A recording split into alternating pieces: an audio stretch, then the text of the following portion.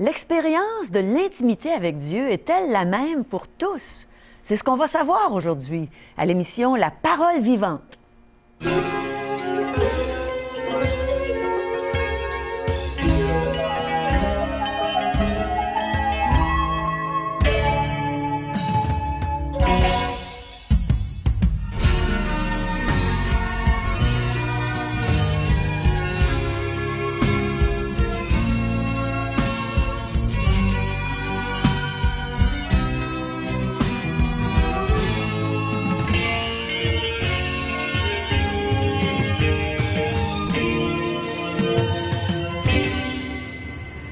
Bonjour les amis et bienvenue à une autre émission, La Parole vivante.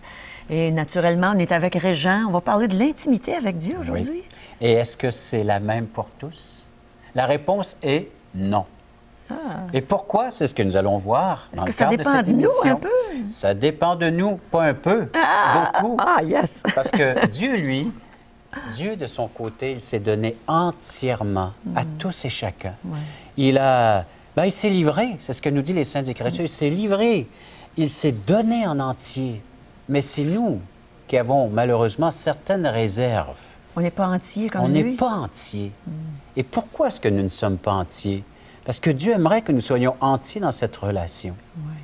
C'est comme si j'annonçais à mon épouse, tu connais Daniel, mon épouse, oui. puis je lui disais, Daniel, je t'aime à 99,9 %. Il manque quelque chose. Oui, hein? Ouais. Elle ne serait pas satisfaite, hein? Non, sûrement. Même si je lui déclare mon amour à 99,9 %, hein?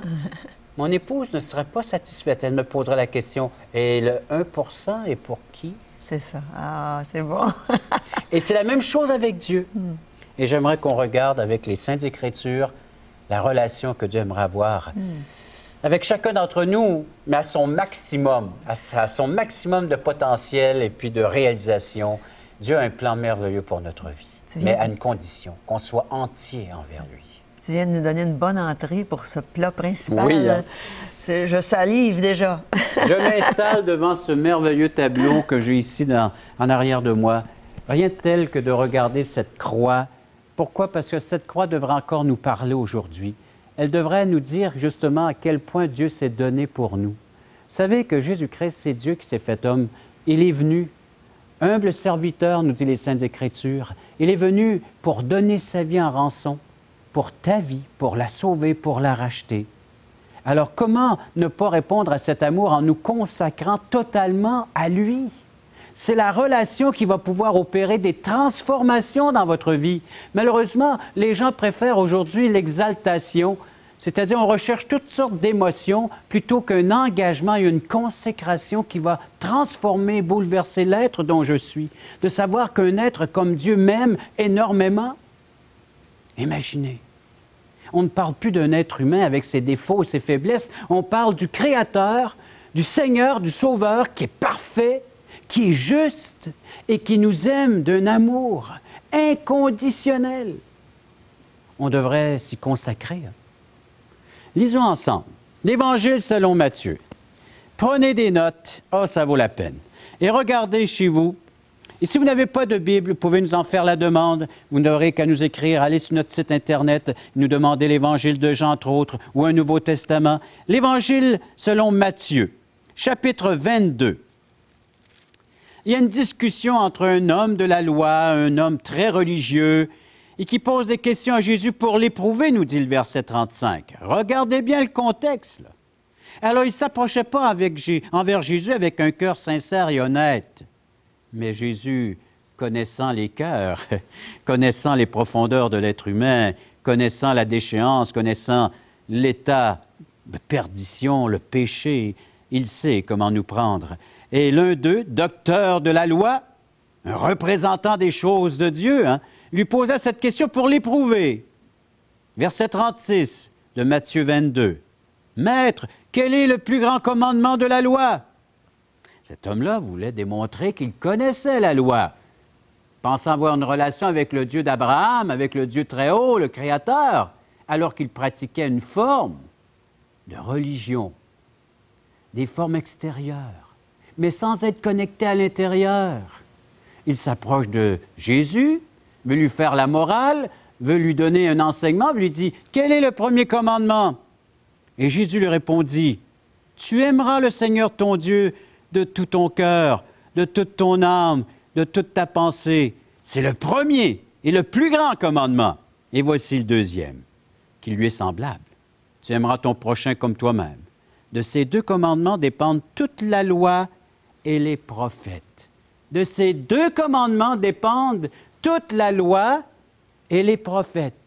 Tout ce qui est inclus dans ce livre de la Genèse à l'Apocalypse est une relation au niveau du cœur, nous dit le Seigneur Jésus-Christ. Alors, vous pouvez avoir une approche intellectuelle, rationnelle, émotionnelle, mais où est ton cœur dans tout cela? Quand tu lis la parole de Dieu, cela devrait t'émouvoir, te toucher, venir chercher ton cœur, ton âme, ton esprit, ton être tout entier. Est-ce que la parole a cet effet sur ta vie? Est-ce que tu peux dire aujourd'hui, voilà l'effet de la parole de Dieu, elle m'interpelle en entier, non seulement en partie? Un jour, il y avait une personne qui avait un problème d'aimer son épouse. Il va voir le pasteur et il dit, j'ai un problème, j'arrive pas à aimer mon épouse. Et pourtant, la parole de Dieu nous dit, c'est un commandement, a précisé le pasteur, tu dois aimer ton épouse. Ah, j'y arriverai jamais. Mais j'espère que tu la considères comme ton prochain, parce que la parole de Dieu dit, aime ton prochain comme toi-même. Et même là, j'ai de la difficulté à aimer mon épouse comme mon prochain. Je n'arriverai jamais à l'aimer comme mon prochain, mais j'espère au moins que tu vas l'aimer comme ton ennemi, parce que la parole de Dieu dit « aime ton ennemi ». Vous voyez, avec Dieu, on ne s'en sort pas. Hein? Tu aimes ton épouse, tu aimes ton prochain et tu aimes ton ennemi. C'est ce que la parole de Dieu déclare, c'est ce que Dieu dit et c'est ce que Dieu attend comme relation. Il n'y a pas d'autre chose qu'il attend qu'une relation de cœur à cœur, une relation d'amour, une relation sincère, honnête, profonde. C'est ce genre de relation que Dieu attend de toi, de ta part. Aime le Seigneur ton Dieu de tout ton cœur. Et vous savez, on peut se comparer et dire, oh, j'aimerais peut-être vivre ce qu'Abraham a vécu, ce que Jacob a vécu, ce que David a vécu, ce que les prophètes ont vécu, ou on arrive dans le Nouveau Testament, ah, ce que Pierre a vécu, j'aimerais vivre cela. Ce que Matthieu a vécu, ce que l'apôtre Jean, l'apôtre de l'amour, et ainsi de suite. Peut-être vous connaissez moindrement l'histoire de l'Église. Il y a des personnages qui sont là dans l'histoire de l'Église qui ont marqué leur temps et vous dites, j'aimerais être telle personne. Impossible. Impossible parce que nous avons une relation, comme dit les textes et comme Dieu réclame, une relation intime et personnelle. Oui, je peux expérimenter une relation avec Dieu, mais pas comme ces gens l'ont vécu, c'est-à-dire parce que nous sommes tous différents. Moi, je suis pasteur d'une église et chaque personne qui compose cette église, parce que je ne parle pas du bâtiment quand je parle d'église, je parle de ces chrétiens qui sont venus à la connaissance de Christ comme leur sauveur personnel, et chacun est différent, et chacun m'expose sa relation, puis elle est bien différente que la mienne, vous savez, et on s'enrichit mutuellement. On apprend. Dieu est en train d'agir d'une façon dans la vie de mon frère, dans la vie de ma sœur, et elle partage ce qu'elle vit dans sa relation, dans son intimité avec Dieu, et j'apprends au sujet de mon Dieu, malgré le fait que ça fait plus de 30 ans que je le connais personnellement. Et c'est la même chose quand j'échange avec mes frères et mes sœurs, c'est la richesse. Dieu est comme un diamant et nous sommes en train de le regarder de différentes facettes. Il y en a qui découvrent d'autres aspects. Ça dépend où est-ce qu'on est rendu aussi dans notre consécration et dans notre engagement. Ça ne dépend pas de nombre d'années. Tu peux naître à l'instant même spirituellement, tomber en amour avec Dieu, hein, de tout ton cœur, toute ton âme, et découvrir des choses que peut-être un chrétien de plus de 20 ans n'a jamais pu expérimenter avec Dieu. C'est une question de relation et non une question d'âge. C'est ça. Et combien de couples, malheureusement, qui... C'est plus une question d'âge, c'est une question maintenant, bien on dit, si ça ne fait pas notre affaire, on va se divorcer. Alors que c'est là le meilleur, c'est d'apprendre ensemble à vivre, à tricoter serré malgré toutes les embûches, les obstacles qu'il peut y avoir à un mariage. C'est précieux un mariage pour Dieu, la relation est précieuse pour Dieu. Il peut y avoir toutes sortes d'embûches, d'obstacles dans ta vie spirituelle, mais Dieu veut utiliser justement cela pour cette relation, afin de l'approfondir. Regardez comment est-ce qu'on va s'en sortir ensemble, comment est-ce que Dieu va agir. Alors ces apôtres et ces prophètes ont vécu des choses avec Dieu, Et toi, tu vas en vivre tout à fait d'autres, toutes différentes les unes que les autres. C'est très personnel, mais Dieu est à l'œuvre. Et j'aimerais qu'on regarde un autre texte, cette fois qui se trouve dans Corinthiens, 1 Corinthiens chapitre 13. Que nous dit 1 Corinthiens 13, les habitués de la Bible, là? C'est l'amour. L'amour, merci Caro. C'est l'amour, hein? 1 Corinthiens 13. Oui, c'est cet amour avec Dieu. Et que nous dit 1 Corinthiens 13? Vous lirez le contenu, le contexte, on n'a pas le temps de tout aborder ça aujourd'hui, mais verset 12. 1 Corinthiens, chapitre 13 et le verset 12, nous lisons. Aujourd'hui, nous voyons au moyen d'un miroir, d'une manière obscure, mais alors nous verrons face à face. Aujourd'hui, je connais en partie, mais alors je connaîtrai comme j'ai été connu. Maintenant donc, ces trois choses demeurent. La foi, l'espérance, l'amour. Mais la plus grande de ces choses, c'est l'amour. Et lorsque vient la mise en pratique à l'Église locale, la première chose que nous devrions faire dans 1 Corinthiens 14, verset 1, rechercher l'amour. Rechercher l'amour. Dieu met les priorités à la bonne place. Et nous aussi, si on veut l'accompagner, si on veut le voir à l'œuvre, le voir agir avec sa toute-puissance dans notre vie, on doit rechercher son amour et répondre à son amour. Et voilà pourquoi ça diffère d'une personne à une autre. Parce que ton cœur peut être éloigné de Dieu à l'instant même.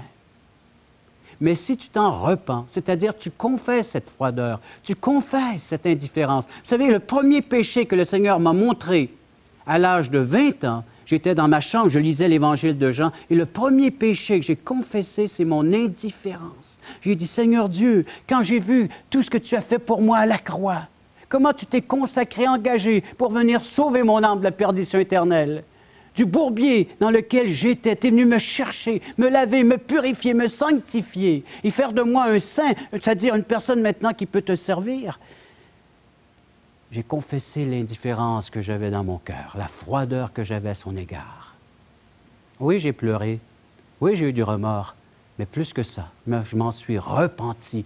J'ai changé mon attitude de cœur à son égard. Et toi aussi aujourd'hui, tu es invité à le faire, afin de rechercher l'amour. C'est par amour qu'on le sert, c'est par amour qu'on parle de lui, c'est par amour que je suis maintenant un mari, c'est par amour pour Dieu que je suis un père, c'est par amour que je suis un employé, un patron, c'est par amour que je suis un serviteur de Christ. Je réponds à son invitation, un abandon total de notre part. Je recherche la transformation que cet amour m'apporte dans ma vie. Voilà ce que le Seigneur est venu faire pour chacun d'entre nous. Jésus est là. Caro va nous le chanter. Réfléchissons, méditons sur cette grande vérité maintenant.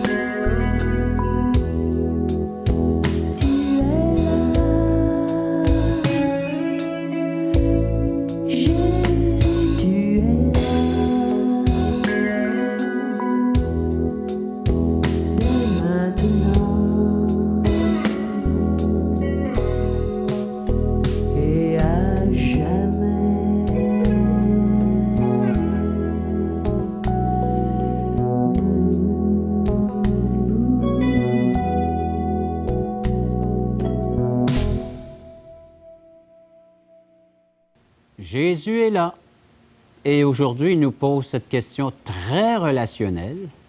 M'aimes-tu? M'aimes-tu vraiment? M'aimes-tu? C'est la question qu'il a posée à l'apôtre Pierre. Vous vous rappelez, Pierre? Il a renié son maître. Il craignait. Il craignait pour sa vie. Il y a eu l'arrestation du maître, de Jésus, dans le jardin. Le procès. Quel procès, si on peut appeler ça un procès? Quelle injustice! Mais c'était le plan de Dieu pour sauver ton âme, pour sauver le pécheur. Jésus a subi ces accusations, fausses accusations. Il a été traîné jusqu'au mont Golgotha.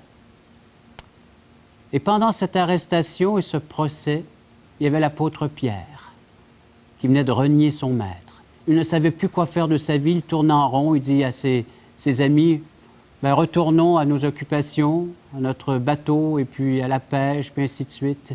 Et lorsqu'il était à la pêche, Jésus lui est apparu. Il lui a posé la question, Pierre, m'aimes-tu? Pour rétablir le lien avec Pierre. Après l'avoir fréquenté, après l'avoir vu pendant 3 ans faire des miracles, intervenir dans la vie, Pierre ne trouvait plus le sens à sa vie. Il n'avait plus le goût de faire quoi que ce soit. Peut-être c'est ta situation, peut-être c'est ta condition présente. Oh, que tu puisses entendre au moins l'interpellation de Jésus. M'aimes-tu? Que tu puisses lui dire, oui Seigneur, maintenant je comprends. De vivre le salut, de vivre la délivrance, de vivre la miséricorde, de vivre la bonté, de vivre l'être que Dieu est avec toi présentement, cette présence divine. Tu peux en bénéficier à l'instant même par une simple réponse de dire, Seigneur, tu sais toutes choses, tu connais mon cœur. Confesse-lui l'état de ton cœur comme Pierre lui a confessé dans Jean chapitre 21. Qu'est-ce qu'il dit? Regardez le verset 17 de Jean 21. Il lui dit pour la 3e fois, Simon, fils de Jonas, son nom complet, hein? C'est à toi que je parle personnellement. M'aimes-tu? Pierre fut attristé de ce qu'il lui avait dit pour la 3e fois. M'aimes-tu? Il lui répondit, Seigneur, tu sais toutes choses. Tu sais que je t'aime. Et Jésus lui dit, va accomplir ton service maintenant. Accomplis ton ministère. Va paître mes brebis. Maintenant, tu es en bonne condition pour le faire. Et toi, es-tu dans la bonne condition pour servir Jésus-Christ? C'est à toi que le Seigneur parle présentement. Est-ce que cet amour honnête, sincère, profond, s'exprime librement dans ta vie? S'il y a obstacle, confesse-le, comme l'apôtre Pierre. Et retrouve cette communion, cette intimité avec le Seigneur Jésus-Christ à l'instant même. Toi qui es là, viens à la croix, Jésus t'appelle. On a vu une manifestation de l'amour de Jésus-Christ pour nous aujourd'hui à travers le beau message que Dieu nous a donné par la bouche de Régent. Et tu aimerais voir d'autres messages, voir une autre manifestation de l'amour de Jésus? Eh bien, accepte notre invitation. Va dans ta région, il y a sûrement un déjeuner de l'espoir quelque part, pas trop loin de chez vous. Alors, regarde nos coordonnées, tu vas savoir comment t'y rendre et je t'encourage à y aller promptement dès que tu vas savoir où il est. Regardez ce qui se passe dans cette salle.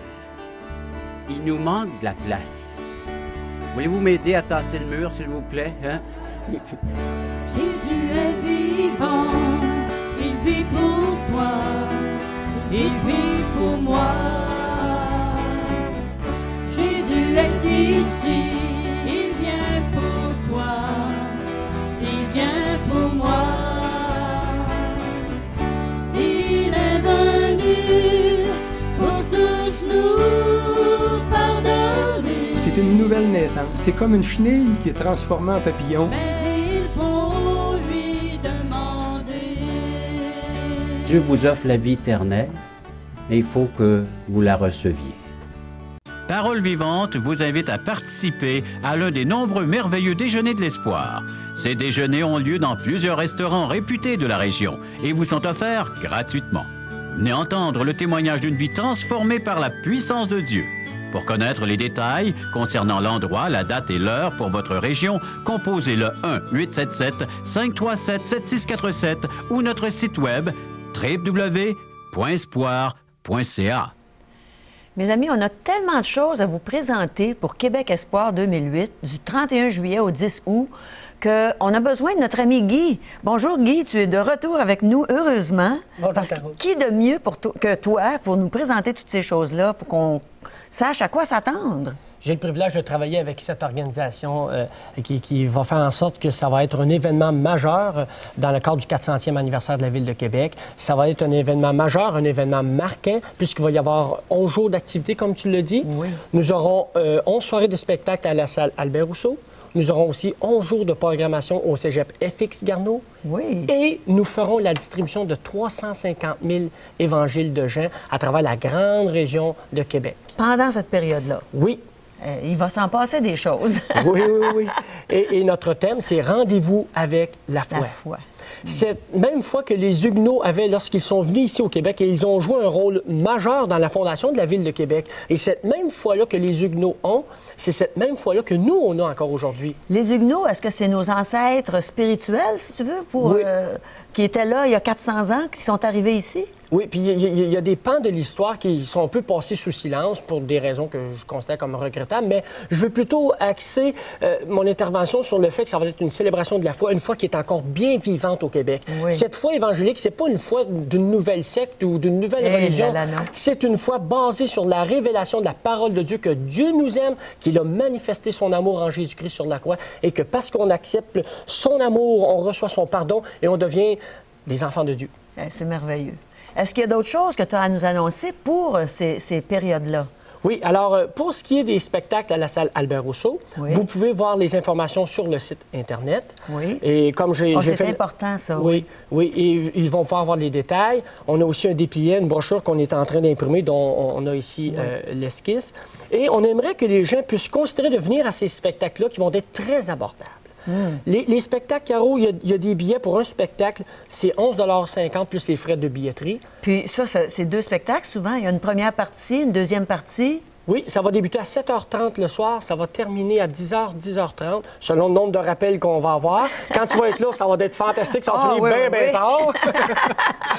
Alors, ça va être vraiment fantastique. Puis je suis content de voir, Caro, que tu prends aussi une part active dans cette organisation-là pour partager la foi, pour faire connaître ce merveilleux message de l'Évangile. Mais c'est ça notre premier but, hein, c'est de faire connaître l'amour de notre merveilleux Jésus, celui qui est mort sur la croix pour nous, qui est ressuscité, qui est vivant. Puis ça va paraître qu'il est vivant pendant nos festivités, n'est-ce pas? Oui, puis quand Caro chante, ça paraît qu'il est vivant, puis on le voit dans ses yeux. Regardez ses yeux quand vous irez voir le spectacle. Puis il n'y a pas juste Caro, hein, il va y avoir Cristal, Luc Dumont, The Cry, Richard Toupin, l'Orchestre symphonique chrétien, Simon Sloutsker, excusez-moi, John Featherstone, Cristal une autre fois, Gyra Gospel Choir, la soirée de clôture avec presque tous les artistes qui vont revenir pour finir. Et tu vas être là avec nous, Guy, n'est-ce Ah pas? oui, tous les jours. Et aussi, il va y avoir toute cette programmation qui va avoir lieu au cégep FX Garneau. Il y aura des spectacles présentés en après-midi de 13h30 à 17h30. Oui. Il y aura de l'animation pour les enfants, et il y aura des spectacles pour les jeunes,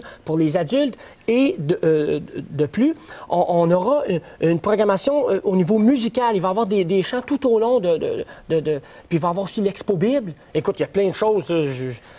J'essaie de tout vous dire en même temps, Alors, mais il va y avoir c'est bien des important affaires. d'aller sur le site Web. Hein? Oui. Est-ce que tu peux nous donner les coordonnées? Ou... Si on va sur le site Web de Québec Espoir 2008, Ah bon. on aura ces informations-là Parfait. pour savoir quels sont les artistes qui vont se produire à chaque jour. Est-ce qu'à espoir.ca, qui est notre site ici pour l'émission, est-ce que les gens peuvent obtenir ces renseignements-là? Oui, certainement. Oui, bon, ben c'est parfait.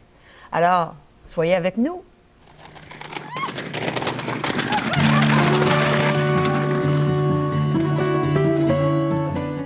Alors, si on a bien compris, quand on aime Dieu en retour pour son amour, on est capable d'aimer notre prochain et même nos ennemis. hein, Même Jean? nos ennemis, c'est cet amour grandiose que Dieu met en réserve à ses enfants. Ouais. Et pour alimenter cet amour, cette relation avec Dieu, on offre des outils Oui, des indispensables. bons outils. Du moins, cette premier outil est indispensable, la parole Oui, de Dieu. c'est ça. L'Évangile de Jean qu'on offre gratuitement. Oui. Faites-nous en la demande. Puis à la fin, comment Ah oui, le petit pont. comment hein? entrer en relation avec Dieu par des simples petits schémas, le Ouais. pont. Ah, c'est bon. Parce que le contact est brisé, mais comment le rétablir alors par la personne de Jésus? Oui, c'est très Aujourd'hui, l'espoir, c'est Jésus seul, des beaux textes bibliques qui nous parlent de la condition humaine présente avec le péché, la déchéance, mais comment il va s'en dire rétablir tout cela? Oui. En contact avec le pasteur Charles Stanley. Oui. Là aussi, des réflexions quotidiennes sur la parole de Dieu. Et de question nos amis. fondamentale. Oui, mais oui, parce que je suis allé le voir personnellement là-bas à Atlanta. Oui, hein, puis on parce l'a que c'est rencontré. son ministère, puis on l'a rencontré à Montréal il y a Longueuil, quelques oui. années. Mhm. Question fondamentale de J. Blanchard, là aussi, les grandes questions existentielles. Oui, avec Alors, les réponses tout ça, de la c'est basé Bible. sur la Bible. C'est ça. Et pour en faire la demande, Vous avez juste à nous appeler à 1-877-L'Espoir, 1-877-537-7647, ou bien visiter notre site web espoir.ca. Et vous allez y trouver plein d'amour.